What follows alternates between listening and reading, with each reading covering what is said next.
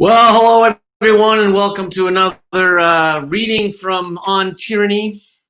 Since the last reading was just literally moments after we found out that Ruth Bader Ginsburg had died, today's reading seems incredibly poignant and on point. Number 2, defend institutions. Defend institutions. It is institutions that help us preserve decency. They need our help as well. Do not speak of our institutions unless you make them yours by acting on their behalf. Institutions do not protect themselves. They fall one after the other unless each is defended from the beginning. So choose an institution you care about: a court, a newspaper, a law, a labor union, and take its side. We tend to assume that institutions will automatically maintain themselves against even the most direct attacks.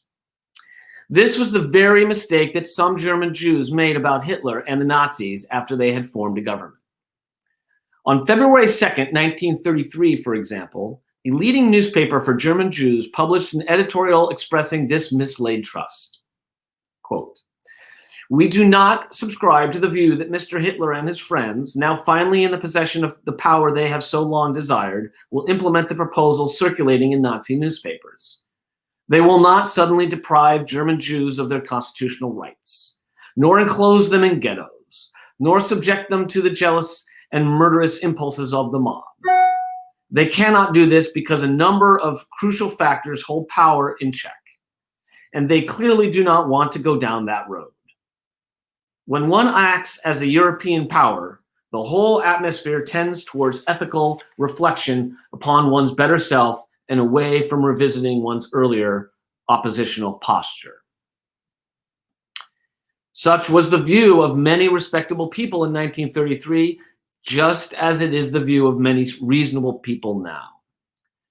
The mistake is to assume that rulers who come to power through institutions cannot change or destroy those very institutions, even when that is exactly what they have announced they will do. Revolutionaries sometimes do intend to destroy institutions all at once. This was the approach of the Russian Bolsheviks. Sometimes institutions are deprived of vitality and function, turned into a simulacrum of what they once were, so that they gird the new order rather than resisting it. This is what the Nazis called Gleichschaltung. It took less than a year for the new Nazi order to consolidate. By the end of 1933, Germany had become a one-party state in which all major institutions had been humbled. That November, German authorities held parliamentary elections without opposition and a referendum on an issue where the correct answer was known, to confirm the new order. Some German Jews voted as the Nazi leaders wanted them to, in the hope that this gesture of loyalty would bind the new system to them. That was a vain hope. On Tyranny by Timothy Schneider.